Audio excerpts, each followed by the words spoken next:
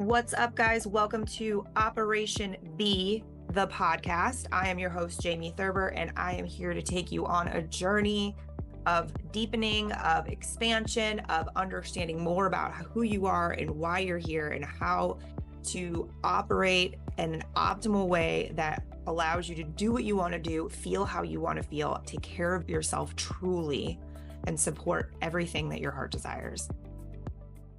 Hey guys, welcome back to another episode of Operation B. Today we're in studio joined by Annie Yatch. She runs a very cool and I feel like it's a unique approach to coaching and leadership. And she runs a business doing that, helping lots of people.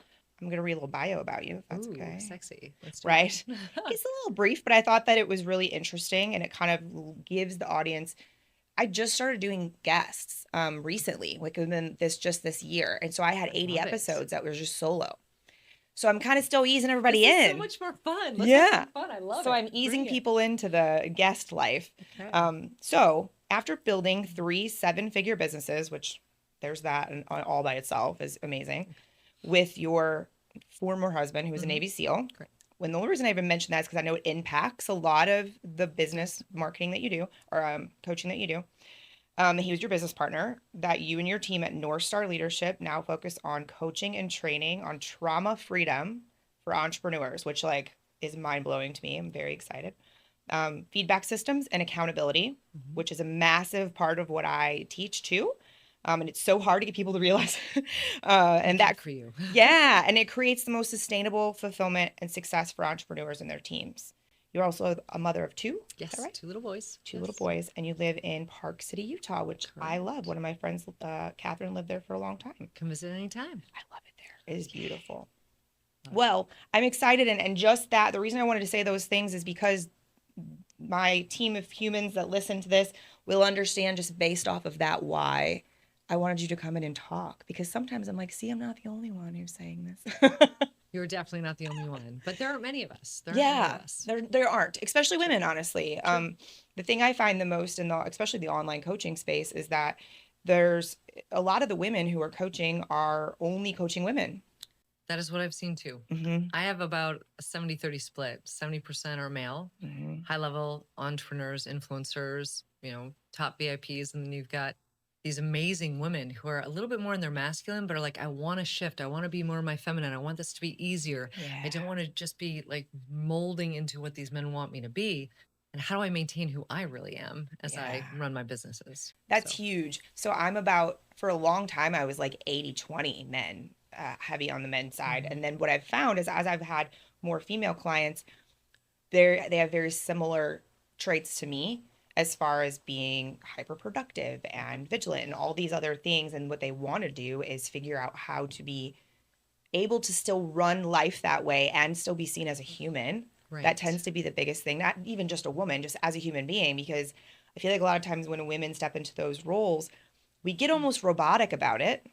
And for a lot of reasons, right? The world kind of forces us to do that at some point. True. And so they tend to find their way to me when they're like, okay, I know there has to be a way for me to also enjoy my life. There has to be a better way, right? Oh, I love that. I'm so thankful that you exist, because it feels a little lonely out there sometimes when you've got all this stuff going on and you're trying to make all these things work and you've got clients, you got all this. And I just feel like as women, we need to collaborate more together, because there's so much wisdom that I don't know about you, but I never had somebody who's older than me as a woman who really mentored me. And so that's been one of my driving forces. I'm like, we need to mentor these young women. They need to have support in that regard. And we have to collaborate more, because when women make more money, we impact a whole community. When men make more money, they tend to buy gadgets or toys or cars or whatever it is. And I'm just like, let's build the community. Yes. So I think you and I are probably in the same vein there. I love it. And that's huge. I think that I remember, gosh, it's been many years ago at this point, but you may be familiar with these 2 women, but I took a class that they both taught. It was like a very brief coaching class about wealth,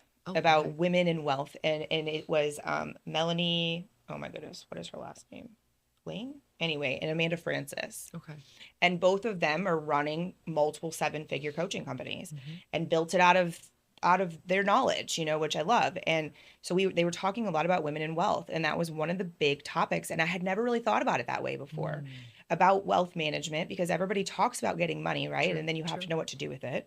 True. But the part of the heart that goes into it that women use money for, and how much that changes the entire playing field for the country, the world, and True. everybody. It's very beautiful. It's so so beautiful. It's I my love favorite that. thing about working with women. I love that. That's very cool. So I do have a couple of things that I pulled out that I think are interesting, because they are things that if someone asked me to define them, I probably wouldn't have a definition. Okay. So when you say trauma freedom for entrepreneurs, I'd love for you to explain what that means.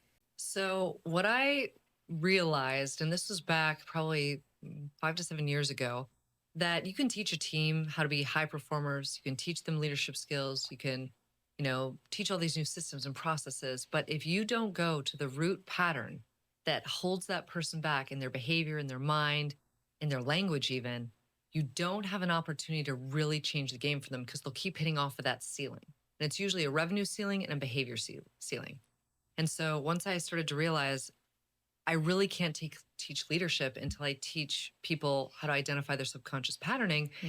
Once you teach the subconscious patterning and the person actually sees, oh my gosh, I've been doing this to myself over and over and over again in my relationships, in my business practices, in my friendships. Yeah. Once they see that pattern, then for the first time, they feel like there's hope that life can actually change.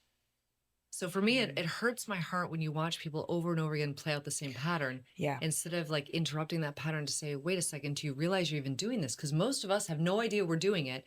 Everyone around us knows exactly what's happening. And so that becomes difficult when everybody sees something that you can't. And I never want someone to be in that position. So that's why huge. I really got into the trauma patterning and looking at, how do we get entrepreneurs out of their own way and create more freedom? Oh, yeah. Because that entrepreneurship journey is hard enough. Right? Yeah. Yeah. So we've all seen the meme, right? This is being an entrepreneur. And I think something I talk a lot about with a couple of my people that coach me and that are my confidants, like my little inner circle, is we talk a lot about pop psychology in social media and how aggravating it can be. And how it takes things like the word trauma or triggers and it just flips them on their head and turns into this thing that then people are poking fun at, because people aren't actually understanding what it really is. True. And how it actually shows up in your body every single time. I point that out to people often because I've had to learn it for myself. With my own health journey, mainly was like, because it was a physical thing, so it was easier for me to fully comprehend. I was like, oh, I do feel that exact same way physically. It's usually, this is a funny one, it'll be like multiple days before I'm supposed to go to an event that's at a time that typically I don't feel well. Like in the evenings, I don't normally feel very well. Or if I'm supposed to go someplace overnight, or like, because traveling used to be a huge thing. And I've realized, well, that is definitely, my whole system is like, oh God, she's please about to do this. Right. This is going to be terrible. And so I now prep for it and I understand and give myself space and deal with, but I approach that differently instead of being like, what the hell is wrong with me? Instead, I'm like, oh, I understand. Will always tell you. Yeah, I understand why you're scared. That sucked. And I did it to you a lot.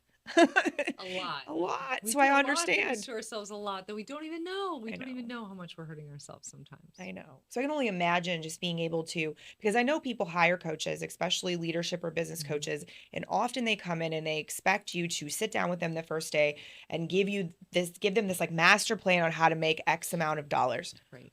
Or optimize their time more, or which we do all of that. Or teach them how to manage their people better. Yeah. Right? Yes. And then it's the patterns. It really is. And the tricky part that I run into a lot, I think, is getting people to recognize that it is, without it blaming on them, but it's really a them thing that they have to sort out if they ever want this to go beyond what it is.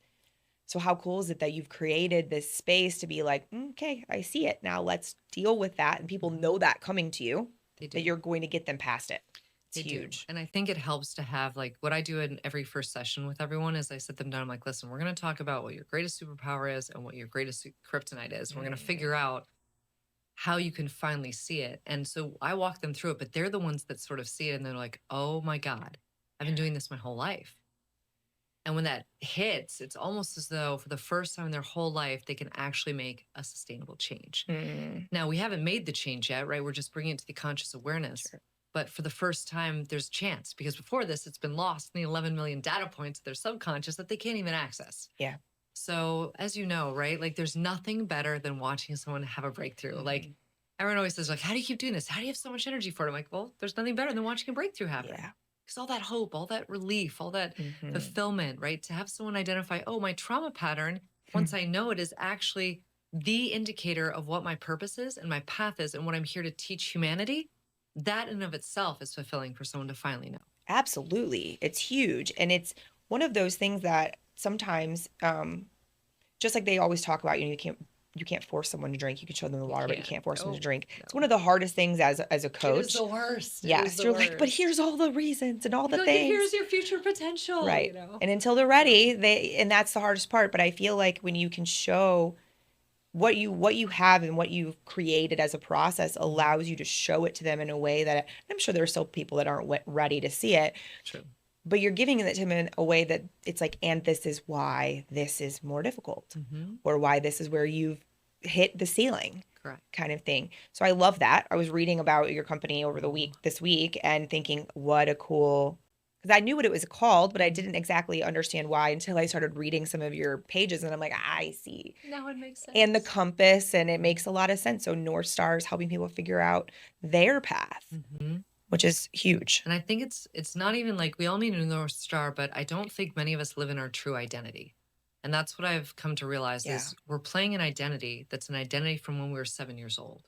And that subconscious is driving every action, every behavior. It's even running our business.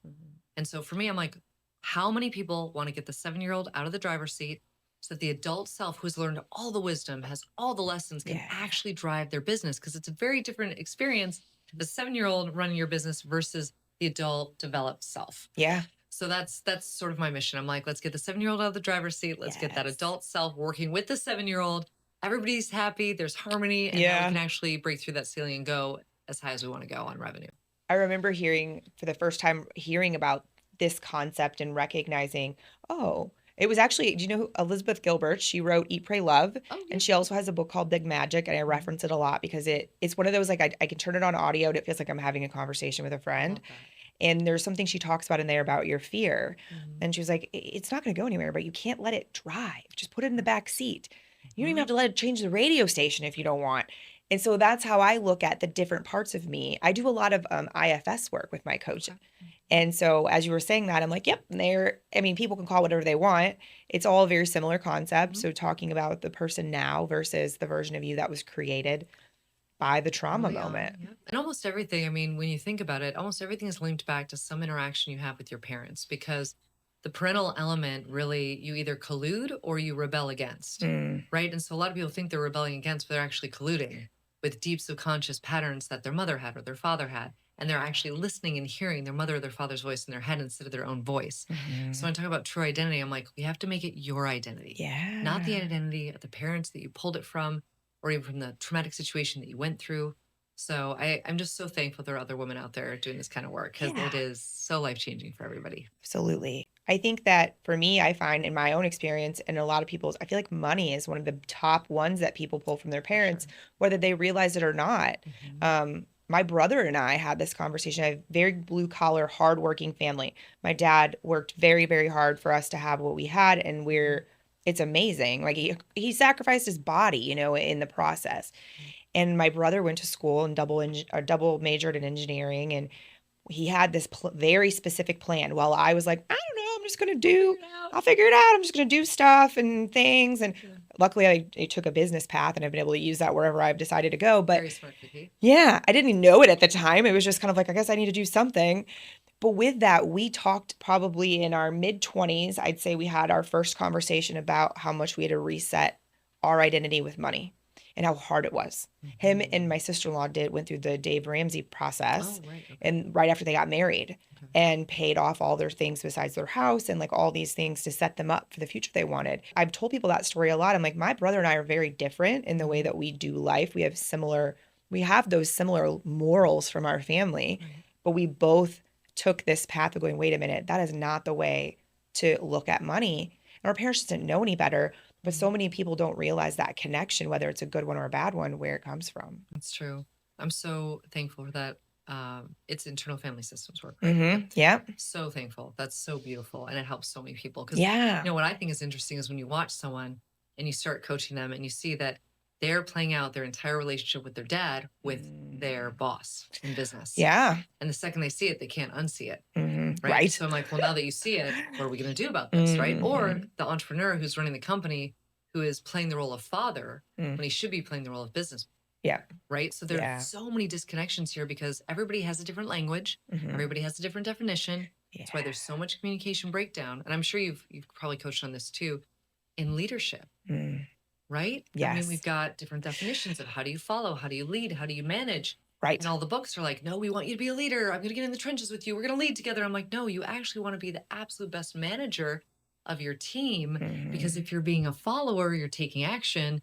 If you're being a leader, you're evoking action. If you're being the manager, you're setting the desired end state for where everybody gets to go and making sure all the resources exist and there's a safety net in case. That right there, if somebody could just package that up and really fully understand just that part that you just said and practice it, yes.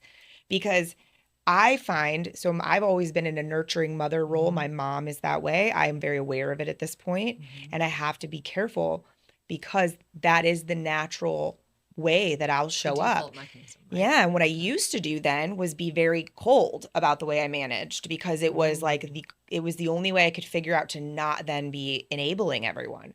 Okay. So that was younger 20s running a company and being able to change that around.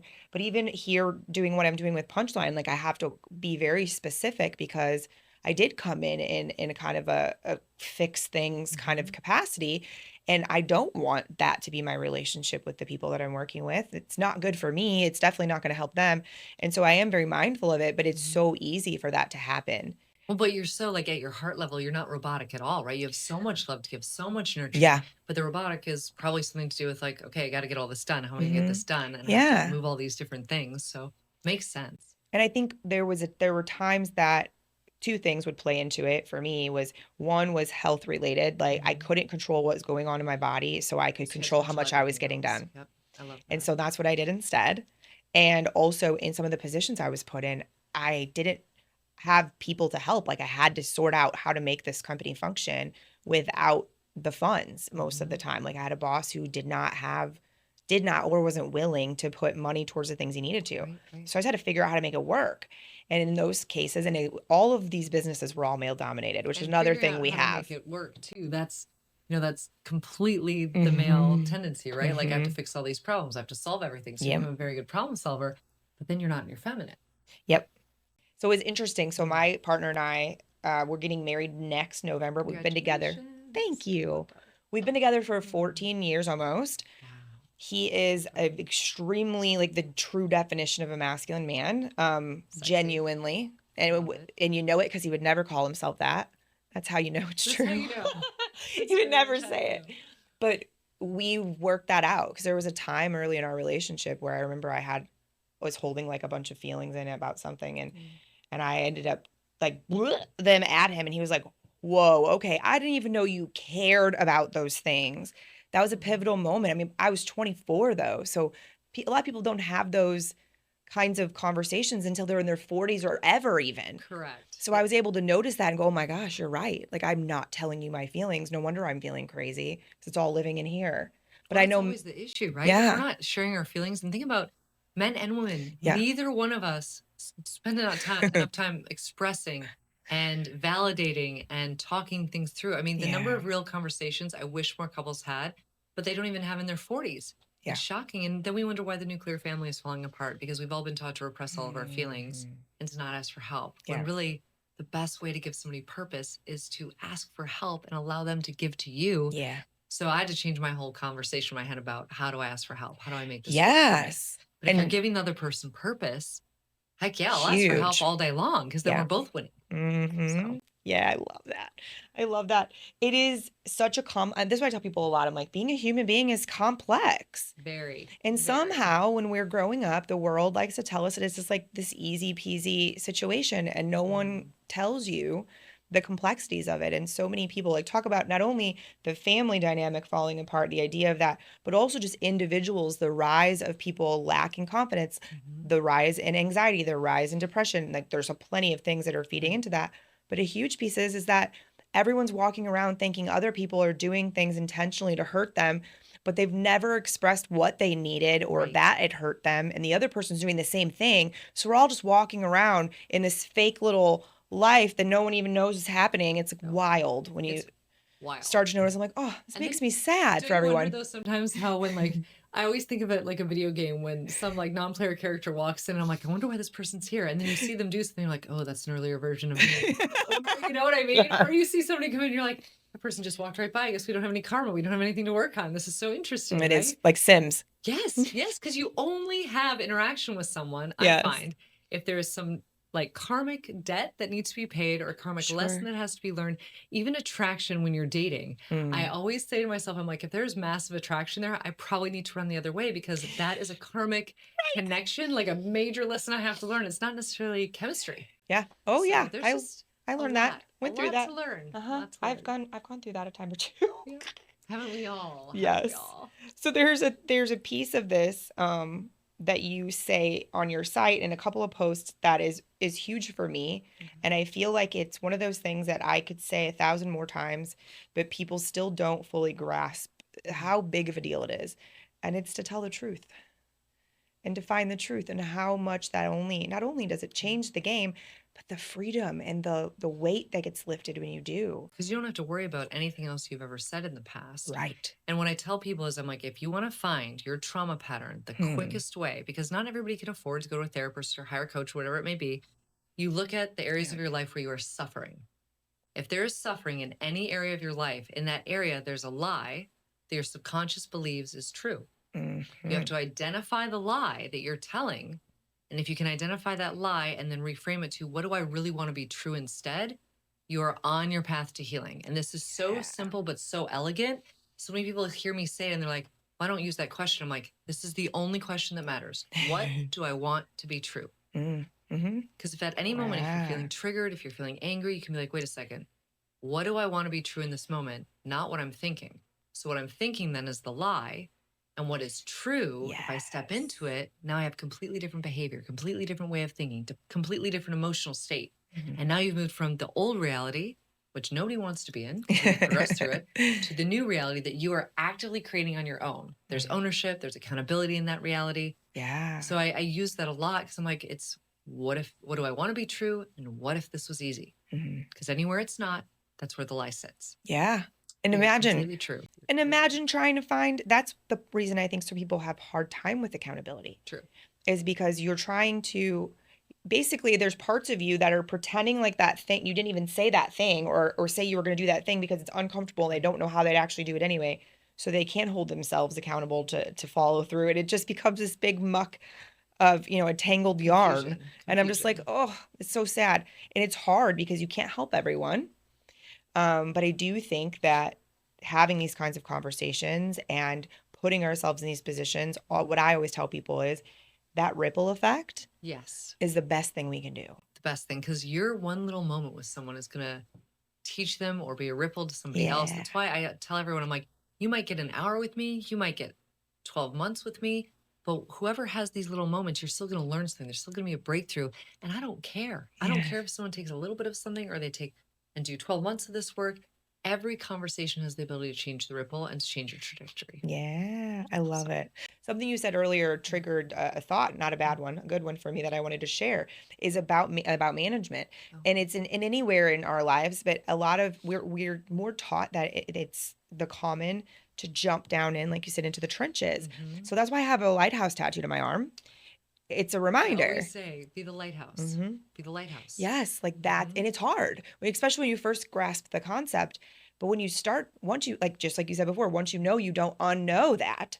And so when you realize I'm not helping that person by swimming around and almost drowning myself and getting beaten up by the waves and all this stuff, when you can choose to be firm, I mean, that's one of the hardest things you can do. I agree. There's not the self-sabotage aspect to it. There's not like a martyrdom aspect to it. So it's a powerful decision to make. And actually, an old mentor of mine had one on his arm, and he got the idea from his mentor who had it. And then there was a whole group of us at one point that had like a similar tattoos. I love it. But somebody asked me once actually, like, do you regret getting that? I was like, no, because it's my reminder to myself.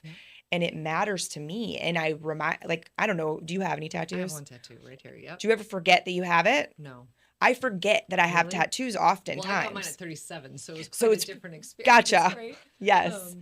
I love that you have this tattoo, because I think there's this concept in our society where people, they think they learned something about healing, and all of a sudden now they can be a coach and they can teach about it. And what I keep saying is, I'm like, no one will listen to you unless you are a full embodiment of everything you preach. And so, you know, I used to have this sign above my desk that would say, my client's success is not my responsibility.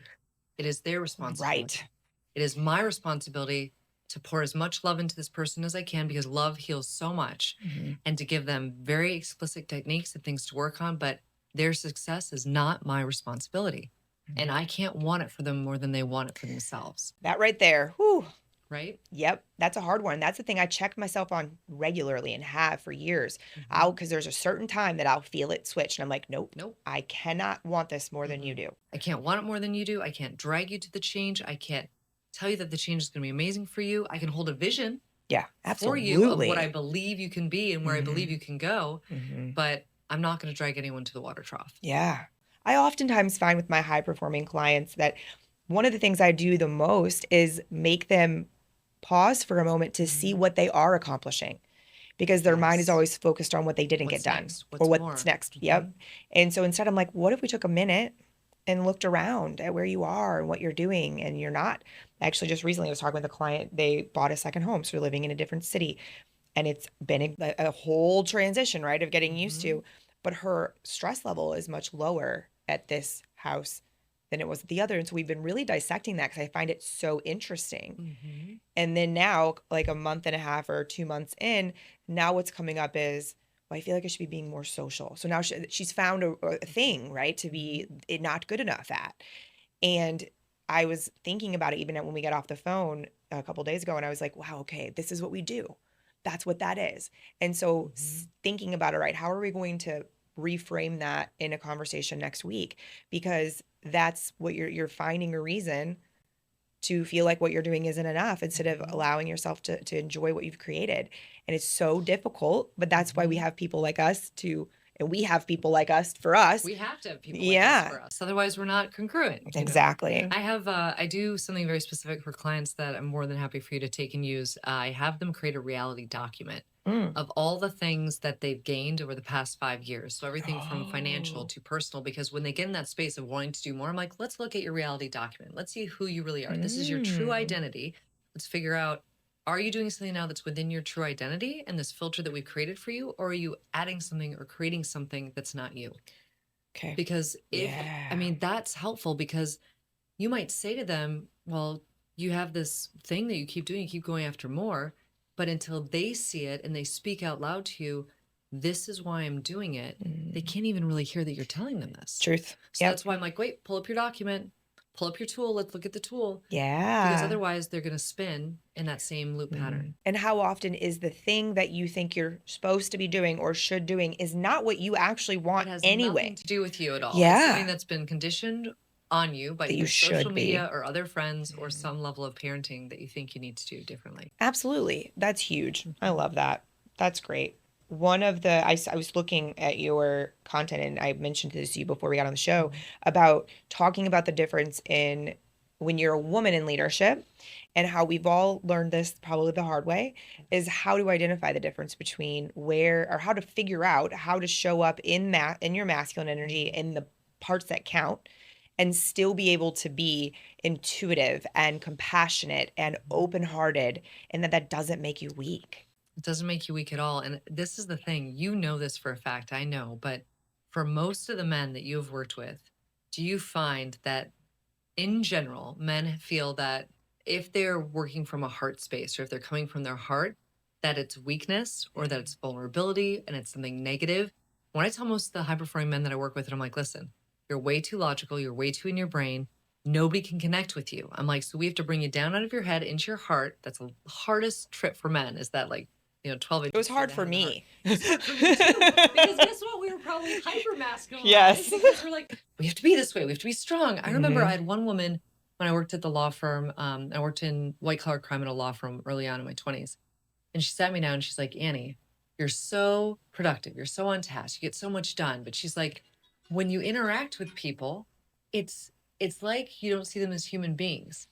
And I was like, oh boy. And it hit me so hard. So I was like, well, that's not how I feel at all inside. Right. But it's how I'm projecting onto everyone. So I spent a good amount of time going back to every single person that she said I had been robotic with, and apologizing and like reconnecting. And that was the first moment that I feel like, wow, this is what it's like to lead with the heart. It's about actually feeling or putting yourself into that other person's experience and then acknowledging them. Yes. So what I found for feminine, which is a little bit different, I guess, because all women come and they'll be like, okay, how can I be more of my feminine but still get good work done? I'm like, well, if you're in your heart and you sort of slow yourself down and you use some movement techniques, then suddenly you're more in your body. Yeah. If you're in masculine, you're much more in your brain. And so you become more robotic. Or you become a driver. And so I'm like, the more you can get into your body and get into your heart and have practices that do that consistently, you can act from that place and still be hyper performing. Yeah.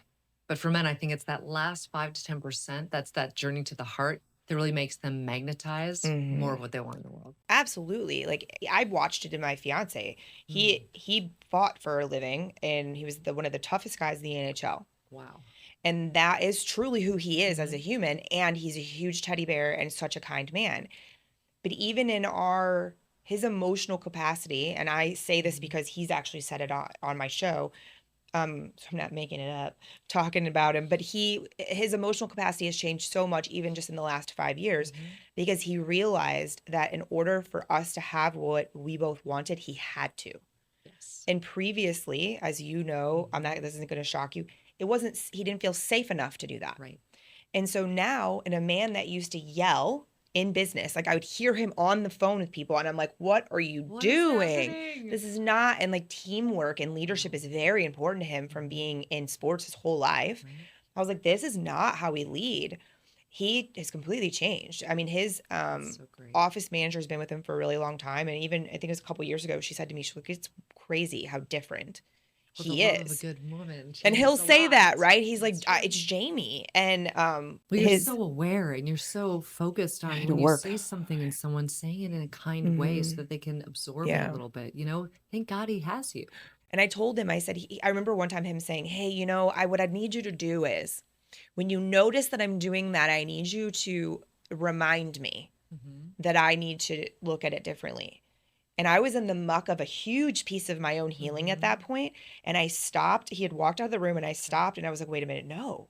And I walked out, I was like, babe, I coach people for a living and I'm constantly checking my own reactions and thoughts right now.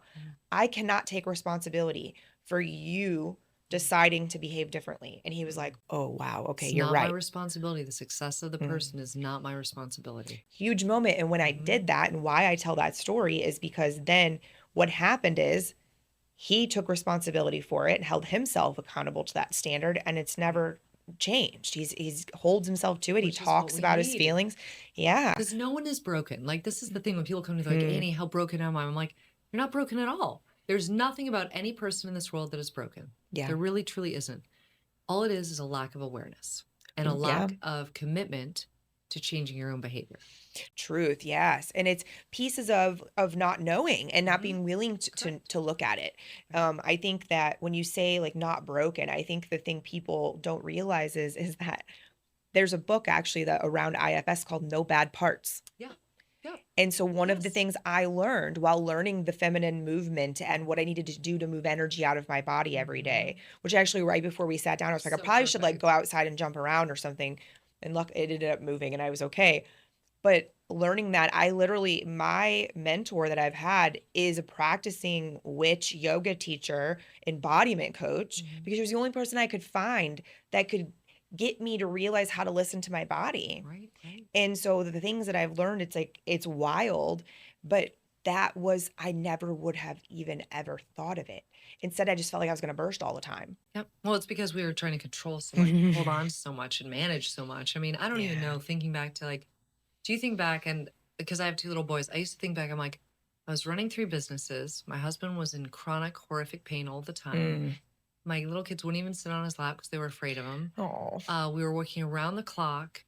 I'm like, we were both so exhausted all the time. I was just thinking about all these young moms that are out there, I'm like, we have to figure out a better way to do this. Yeah. And I think having younger women identify very quickly with how do I lead in a feminine way and value that so that it's not something that's considered a weakness. Yeah. And also the other big thing I've noticed is that as women in general, and a lot of men, we don't have calm nervous systems because our brain chemistry is so off. And so one of the things I've been really big into recently, because I'm a geek about neuroscience and all those things, is I'm like, I need to do everything in my power to calm everyone's brains around me so that as we do this work, they can go even deeper. Because as you know, right, if you're in a neural pathway, you're stuck in that pathway until you have a boost to your neurochemistry that tells you, oh, wait, I can create this extra pathway off the side here that's actually better for me. And then you need to put all your focus on that new neural pathway. But most of us can't meditate, can't sit still, can't, get out of our own loops in our mind at night. So we're not sleeping well, but it's all because of a lack of neurochemistry, which goes back to the microbiome. And so you're hearing more about the microbiome now, which I think is great, Agreed. but we're not learning as much as we could, I don't. No, and I didn't understand. So I'm going to have to put you in touch with my coach because you guys could speak on this together forever. She taught me more intensely the science behind, like, I've always been able to understand the energy part, like the spiritual part, because I could feel it, but to learn the science and how my nervous system would go, ooh, and then I had to either go all the way through it and I had to be able to bring myself to the other side. And one of the exercises we did in soma work was and I'm not going to do it right now because I want to activate myself, but if I shake my hands, like at my wrists like this, it is highly activating for me.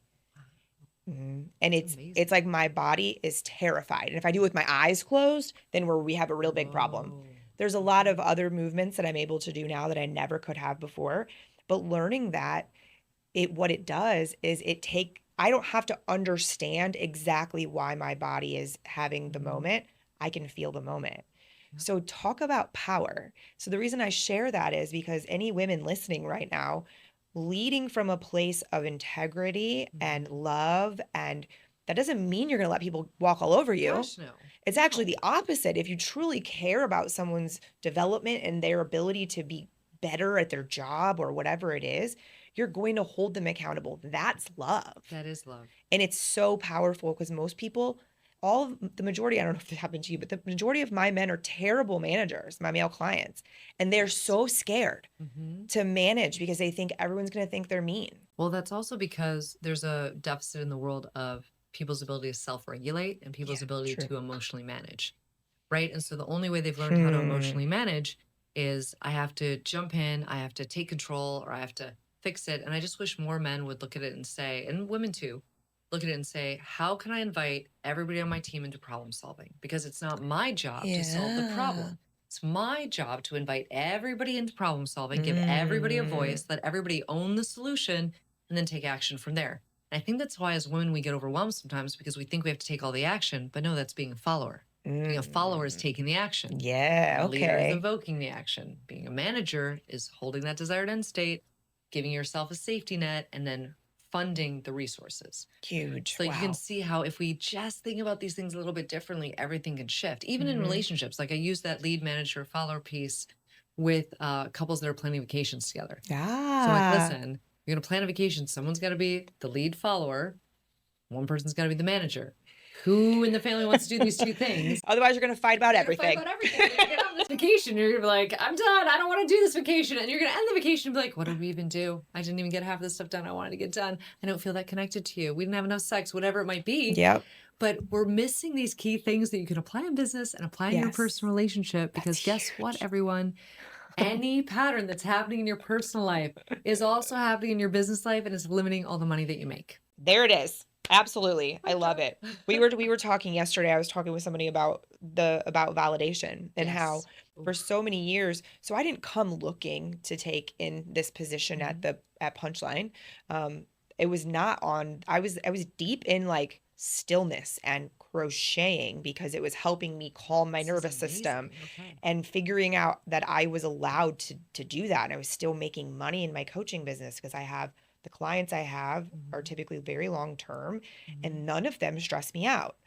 at all. Isn't that beautiful? Yeah, it is. To get to that spot, I'm like, wow. I love it. It's like magic. I'm the same. It's so amazing. I just love everybody. And so to have that, you know, to say, okay, I'm allowed to do this, and this is a way I can exist too. And then it just kind of presented itself. And what I think is beautiful, though, is that in that, it's given me a real life that I didn't necessarily have to go find, a real life opportunity to take everything I had been learning for those 2 years of calming down and put it into practice in real time with other humans. I love it. And that's where, like, when we talk about Sam, who I talk about all the time, being such a calm strength, he's such a great person for me to be around, because where do you go find a 26-year-old man that acts that way? You don't. No, and I'm like, okay, this is definitely a divine thing, because he teaches me things all the time that he doesn't even realize just by the way he exists, right? And so just thank you, Sam. Right, we love Sam. And so those pieces, I noticed that probably to where I've always been very able to see who's doing what, why, and all of those parts. But what this particular situation has allowed me to do is to implement those things the way I know I need to, and to lead in a way that I really want to lead, and figure things out. So but the reason I'm sharing that is because it's been this embodied practice. There are moments that I definitely find myself going, okay, that's a little more masculine than I need to be, or we're like, I need to be that way. And it's still like it always will be a juggle, but to be able to have known that that's possible is huge. Also, I think what you said was so relevant when you said, I want to lead the way I want to lead. Because I think for a lot of people out there, they lead their teams the way they want to be led. Yeah. But they don't allow the team to show them what they need in leadership. Yeah. So I think the mere fact that you're leading the way you want to lead, and you have this complete congruence and embodiment, that's the way we all should be leading if we're going to lead. So thank you for being that, that example for the people that you work with. It's so important. I'm trying, for sure. And it feels wildly different. I've been in a lot of toxic business relationships and lots of things. And so what's cool, though, is because I know that, I notice it when it starts to happen. I'm like, ooh, that feels familiar. That doesn't feel like me. Yeah, I'm like, not like my new version. Yeah, I'm like, oh, okay, what do we need to discuss or shift or whatever? Because I don't want to do that again. We're not doing that again. I actually said my old company's name completely on accident while talking to Tony, and it was funny. We both were like, oh boy, that's something's coming up. Right. I'm like, that's happening. A really bad sign. We need to deal with whatever that is. It was really interesting. And it's been like 12 years or something since I've worked there. So I was like, oh, okay, that's a telling moment. So I sat down by myself for a while and sat with that, but learning to notice those things. And that's what I'd like to hear you say this kind of in your own terms. I think a lot of people don't realize that because life is complex and we're always growing and changing, that this is an ongoing journey that we all do. It is the best journey. It doesn't end. And nobody has the same journey. True. So when people come to me and they're like, well, I saw this on social media, I'm not at this top 1%, I'm not doing this. I'm just like, you got to let go of everybody else's journey. True. This is only your journey. Nobody else cares. Nobody cares about your journey. So as long as you are in your true identity and focused on what your journey is and constantly evolving, like, you're not making mistakes, you're learning or you're growing. You're learning or you're growing. That's it. And I just wish that people would stop putting so much burden on themselves. Even in their language, you hear people say but all the time instead of and. You hear people say have to do this instead of I get to or I'm blessed to. And it's such a difference just to look at your language every day. But I feel like that's so overused and oversaid, but people still aren't doing it. It matters. It matters. When I learned the difference and I really let myself feel the difference between and but, huge. It was a game. I recorded a whole episode about it. Oh, what about like I have to versus I want to versus where I get to versus I'm blessed to. Yeah. And you're like, wow, my life took on a whole different meaning now. Absolutely. A whole different experience. Teaching my clients, especially my female clients, honestly, they do. Female clients that are working in their space, or females in general, right, that are working in that masculine space, it does create dynamic issues often in your romantic relationships. 100% it does. Because in your husband, if he's not a highly masculine man, or even when he is, like, there's this weird, nobody knows who they are. There's no polarity. Moment. Right. It's just this awkward thing. And so I try to explain to them the difference between and but, and how important it will shift the relationship, just that change. If you change that in the way you communicate with people, it does for yourself too, but because you're not just constantly like taking all of the worth out of the thing you said before the but. Right. But when I see people change it in the way they speak to their partners, especially, I'm like, so beautiful. There it is. The other thing I love watching with partners is so you know the dynamic that happens, right? The woman becomes more masculine, the men then like become more shut down, they shrink back a little bit. I was teaching and working with a client the other day, and she's like, in the military, she's like this big powerhouse woman, just amazing. And she's like, you want me to do what? And I'm like, yeah, I want you to touch him when you talk to him. Because men, they can hear you so much better when you touch them, because most men have physical touch as their main love language, even though they might not be aware of it. And so I'm like, if you slow down your language, if you get a little bit quieter in what you say, if you touch them and you acknowledge them first before you say anything, a man lights up. And they're going to listen, actually. I'm like, and as women, we need to know, like, what is going to light our man up? And then, like, when you have an argument, I remember the first time I did this with the gentleman I was dating. We had a little bit of an argument, and I went and I sat on his lap and I held his face. I'm like, I love you so much. You're such an amazing man. I'm like, I need your help with something. And he was like, I've never been in a fight and had this kind of interaction before. He's like, what's happening? And I'm like, and then we're going to have sex. And it's going to be awesome. And he's like, I love this. I don't know what's happening. I love it. I thought we were fighting. I thought we were fighting. Are we fighting? And I'm like, no, we're not fighting. But I had never had a man who could like reciprocate in that and stay in that calm, loving place, So we just have such an incredible ability as women, I think, to change how people feel, to change how they hear, to change how receptive they are. Yeah. But it requires us to be in our feminine, not to be in our masculine, because the feminine energy is what moves people. So I'm always reminding myself, I'm like, and I'm much more feminine now than I've ever been, which I think is very helpful. Yeah, it is helpful. And it's a lot less stress. It's a lot more ease, right? I feel like I have the ability to touch the solutions. Yes.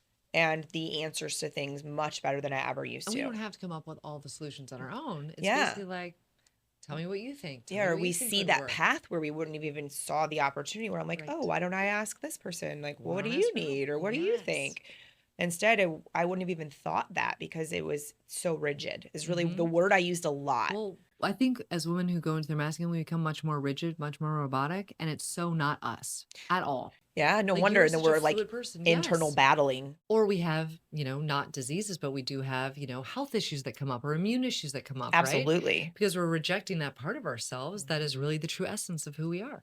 Oh, yeah. I know that definitely fed the monster of chronic illness. And then, of course, my nervous system being all out of whack and all of that. It was like a perfect, fun little storm that we've identified. And it's a journey, and I'm grateful to be where I'm at with it. It definitely created a lot of successes for me, that even though I like kind of was punished along the way, but getting to the spot of, if I would have never recognized or had found someone, and it was actually a very, like, just like you said, it was a very fate thing that I even found Jessie that knew these things to teach me them. And she's been with me for a long time now because of that. And we're not even close to being done. That's why I tell everyone, I'm like, everyone needs a coach for like a couple of years at least, because you're never going to be done. It's the journey of your life. We're all working our way back to our complete truth and our complete essence. That's why we're here. I love it. That's beautiful. So one thing I like to ask everybody who comes on, because I think oftentimes I tend to also gravitate towards people who do have large accomplishments or like get a lot handled in a day or whatever it is. And so something I like to focus on, because it's that thing on the internet where everyone's like, well, that's good for her. Right. But that would never work for me, or my life couldn't be that way. And so being present is a huge piece of everything we've talked about. You can't know any of these things or notice them if you're not. True. So what are a couple things that you use personally that keep you in the moment? Well, I find that a lot of it is making sure that I do the work before I get into the moment to make sure I'm really here. So I have like a very specific transition plan. You know how it is for most of us as entrepreneurs, like we leave our office and then we walk into the home environment. Some people drive to the home environment, but if we don't figure out our transition space and how to manage that, so what I do if I'm trying to be really present is I go back to my favorite memory with my boys or my favorite memory with somebody that I love, and I'll sit and feel the entire feeling in my entire body for a good 5 minutes. And then I'll decide, okay, this is the identity that is me that I'm moving into now. And so I use that. And sometimes, I feel the feeling and then I'll play some music that really resonates for me and I'll get up and move. So before I leave the house or before I leave that door, that office to go interact with anybody that I love, I have to do that reset planning. Otherwise, I'm just rolling in the same loop pattern that I was just in all day long into my family environment. And they know I'm not present. They can feel the energy of that. And that's not fair to them and it's not fair to me. So I do a lot of that work where it's like, it's first you're feeling the feeling of the best memory that you have with that person. You're going right from that into I'm going to listen to the music. And then from the music, I'm going to move my body. I'm going to reset on this is my identity and where I'm authentically going to be. And I use the connection formula that we developed, which is authenticity plus vulnerability plus trust to make sure I'm acting in a connecting way at all times. And then I walk out into the world like that. It's maybe an 8-minute process, right? Wow. But very helpful. Well, yeah. And that's different than anything I've ever heard someone say. So that's huge. Like, I love that when I'm like, wow, that's unique. I have a lot of fun things like that. I love that. Because you hear all these things and I'm like, yeah, that doesn't work for me. Right. What else could work? 100%. It's like when people say, every day I've got my list of all these things I'm going to write down. I'm like, okay, that's not going to work. Because now we're telling your subconscious you have this long list of all these things. Your subconscious can't focus on it. So I always have people get a piece of paper out and we fold it into 3 columns. The first column, 2 things that if you got those 2 things done today, it would change your life. Next column, family. So the first column is personal. Second column is family or relationship if you're in a relationship. And the third is business. Okay. So if I have 2 things, say my thing is drink 10 glasses of water and get a workout in. I know if I do those 2 things today, my life is great. Yeah. Second thing, snuggling with my kids, reading them a book before bedtime with funny voices. I know if I do those 2 things, I'm going to feel really good at the end of the day. And then in business, I always have it as reach out to 10 people and tell them why they're important or helpful in your life. And then I always have one other thing that moves the business forward. And I look at them like, if these 6 things get done, it was a successful day. I'm satisfied by my day. Everything is good. But that programs the filter of the subconscious to get you to do those things first. So from my perspective, I had read all these books on Miracle Morning and all these different things you can do. Yeah. None of it worked for me, but this did. Gotcha. And now I'll tell people about it and they're like, well, you're changing my filter.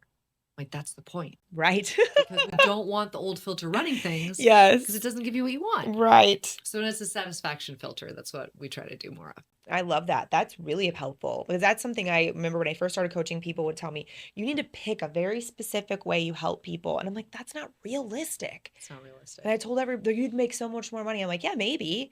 But I'd feel like crap telling everyone this is the one way to plan your life. And it's like, no. I have 18 different planners in my house that I've tried. Every one of them. I've tried every project management system, all these different things because I need to know what options I can give to people. To be like, hey, this is how your brain works. This is what will work for you. Maybe try it. Yeah. And give it a week, give it a 2. Yeah. I always tell people at the end of the week, you reflect on what happened and what worked and what didn't. And we always adjust accordingly. Always. Because some weeks. You're always adjusting. 100%. Here's a great example for people. Some weeks I'll probably go months. I drink really well and I'll drink a ton of water out of a cup like this. And then I'll notice that I start slacking. And I know in my mind that I need to switch to my bottle that has the open mouth for some reason. And then for a while, your body needs more. And then so I'll go through a process where I'll go really well with that and drink all my water. And then I'll find where I'm kind of ignoring it and I'll switch back to this bottle. I don't need to know why. It doesn't matter. It's just my deal. We don't need to judge it either. We just have to be like, ooh, my body wants this now. This is great. Right. Passion and love, right? It's when we go into that, and I think men do this sometimes more than women. They go into this like, I should be doing it differently. I should be doing it differently.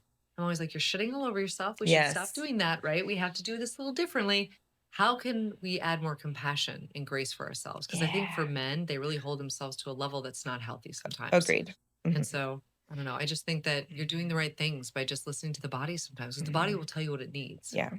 I do that with my male clients a lot. I feel like one of the things that we try to get out of, but is a consistent, is that, especially when things are hard for them, I'm the only person they talk to about it. True. Yep. And so it's a beautiful gift to know that I'm able to be that person for them and to be able to teach them, well, you know how you told me this? You could approach it this way with your daughter or with your brother or with your wife or your girlfriend or whatever. And it would probably open a really cool communication with you. And connection. That's much And deeper. They're like, oh. And then I go, maybe they won't, I'm thinking, and then you won't feel as alone. Right.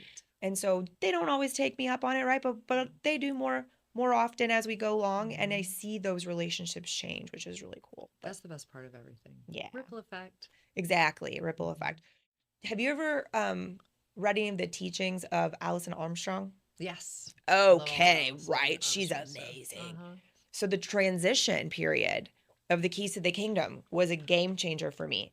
And because I watched my father do this every single day home from work. And I never realized it until that moment. I could tell you to this day, everything he did as soon as he got home from work every single day, his transition. And the cool thing is that my mom, she didn't know she was doing it, but she let him have that space every day. Every day. My mom and dad didn't fight much. My mom did too. My mom and dad didn't fight either. My dad would always come back. He would always take a shower. He would have 30 minutes by himself, and then he would re-engage with the family. But in this day and age, you don't see women giving men that time. You don't see men asking for that time. You don't see men planning that time. Yeah. I'm like, there's a full-on lack of intention in the dynamic, because she's like, get home now so you can take all this over, or you can do more for me. And it's just, I think that's sort of the breakdown. Like, there's a lack of intentionality in how we plan. Like, I always tell couples, I'm like, you got to have a plan, and you got to start that on Sunday afternoon, and you plan for the week together. What's one thing that each of you needs to be happy this week? What's one thing you do for yourself as a couple? What's one thing you do as a family unit? Excuse me. And then what's one thing that you talk about that you're planning for together that's either a dream or a fantasy? Yeah. Because I think that when we get out of imagination, we get out of play as adults, we really forget like some of those beautiful parts of our connection. So I'm like, if you go on a date with your spouse, you're talking about fantasy, which, is like, sexual fantasy stuff. You're talking about future dreams of what you want to create together, or you're talking about future travel. That's it. We're not talking about all the stuff, all the details. That's on the detailed planning session you do on Sunday afternoons, right? Because we have to make these moments with our significant other special and connecting and like imagination building. Because if we don't, we don't have that level of intimacy that we want. Well, and the world doesn't make space for it if we don't. And that's true. It is one of those pieces that I find the transition period, I'm like, it's a biology thing. It's literally the way their brain is designed. So if we can just allow that 20 minutes. Allow it. My dad would come home, and he always packed he worked nights. Okay. So he had a specific lunchbox that had all his things in it. So he would basically takes it apart, cleans all the things, puts it in the dishwasher. And then he would do the same thing when he got up in the morning before he left. He'd put it all, but nobody disrupted him. Everybody let him do his thing because it let him go. My dad is a very quiet, calm man. And he was able to stay that way. It's his routines. Absolutely. And so when I read that book, I was going, oh my gosh. And I don't give that book recommendation just to anybody, because I feel like if your head's not in the right place, you're going to take it the wrong way. That's how I feel about the David Data book, Way the Superior Man, right? Because I tell women, I'm like, you need to read this book. I have it. Changes your understanding of how the male mind works. It's not that I'm saying everything in the book is perfect or accurate. Correct. But if you don't understand how the man is thinking, how can you show up? And how it's different than the way you think. Different. That's really the only key of those books. And I love how Keys of the Kingdom is written like a story. So it's not saying do this for men and don't do that. It's like, no. Showing you what's possible. Absolutely. It opens your mind. So I love that as you were talking, I'm going, very Alison Armstrong feels to this conversation. I love her. I've actually never read any of her stuff, but I have met people that know her very well that have shared with me parts of how she does things, because I never wanted to like read some of her stuff and be like, oh God, this is so good. And now, you'd have to go get coaching or make sure you're certified with her program. So I was always like, God, I love what she's doing. I just want to like shout out to her. Thank you for everything she's done. When I was single, I actually downloaded one of her. She had recorded a webinar or a seminar she was at and put it as an audiobook about dating and how you approach dating and driving in the car together, and how when a man is driving, it is the worst time to bring something up to him, because his mind is, I got to get her there. I got to get her there safe. We got to be there on time. Where am I going? Where am I turning? Who's doing what? Plus you're trapped. You're literally trapped in a vehicle with energy that doesn't move at all, even though you're moving. And I used to do this. I'd think, oh, what a perfect time for me to talk to you. He can't move. He has to be familiar. And now when I tell couples, I'm like, no deep conversations happen in a car. If you're going to have a deep conversation or an intense conversation, drive over to the side of the road, you get out. So you're in nature. You're in all that air. You're in all that energy. You're not locked in. Not locked in. Because can you imagine? Like, as soon as most of the conflict happens in a vehicle. As soon as I knew that, I was like, oh boy, this makes perfect sense. Of course. You got to change this up now. Or like the planning of the date night situation and how much pressure it makes somebody feel, and just the difference. So when you can learn more about other humans is really my whole gig. Other humans. Yeah. Yes. That's what I like. So is there anything else that you think from this conversation that you'd like to leave us with? I think the only thing that I want to just reiterate one more time is the importance of, if you're going to do coaching, if you can do coaching, and you know this just as everybody else, right? There's the intellectual side you have to focus on, the emotional side, the somatic side in the body. You have to focus, though, in addition, on the neurochemistry. That is the biggest, I think, shift that I've seen over the last 7 years. Because Because I used to do just all the work with all the tools, right? Mm-hmm. But sometimes you can't move someone, you can't change their behavior as quickly, and people get a little bit, frustrated or sad that they're not seeing the change that they want. And so I think this neurochemical piece is the least understood and the not as well applied. But if you can add in that neurochemical piece to boost the neurochemistry, I think you have really sustainable change that happens so much faster. Yeah. So I just want people to, be willing to be open to that conversation. Yeah. I think a lot of people don't know how to find out more about it. That's true. Well, I would tell you that your neurochemistry is linked to your microbiome. Okay. And so you want to be able to do whatever you can to enhance the microbiome. Now, a lot of what's out there these days, I think, is based on dead cow bacteria, not actually live cultures. But I found a company about 7 years ago, and they are really game-changing in the space. I don't get paid to tell anybody about this, but I think that the coolest thing about them is when my clients get on their product line, their whole system calms. Oh. They get out of fight or flight. And as you know, every entrepreneur is in fight or flight until they resolve that and get that out of their body. And most of us don't ever resolve it unless they know of something like this. And so the key, if you're an entrepreneur who's listening, really focus on calming your nervous system, getting yourself out of fight or flight, because the potential in businesses that you see or the things you can invest in, it all dramatically changes when you're not trying to survive. Yeah. And we all become entrepreneurs because we're trying to survive. Right? Yeah. But then we put ourselves into those old cycles again. So I just want to say that as a resource for anybody who listens, if they want to go after that and they really want to dial in their nervous system, I would love to help. So I'll make sure you have some of that information. Yep. And we can put all your information, how they can find you below, because I know you have courses, you have people can work with you in lots of different ways, it looked like. Yep. Private coaching, retreats I have Fun. intensives where people come out and do one-on-one work. And now we're doing a lot more on the private retreats for women, just because I feel like we all need that community around us. Absolutely. To get to the next level. That connection helps the healing process a lot. Sure. Awesome. Well, thank you so much for being here. For being I here love too. this conversation. I'm like, you and I are going to be friends, I feel like, for a long time. Corey did tell me that. He was like, I think you guys are perfect for each other. I was We like, really okay. are. We really Yeah, are. I It's the love beginning of it. a beautiful friendship. Yes. And here you guys got to watch it That's right. come to life. The first experience. Yes.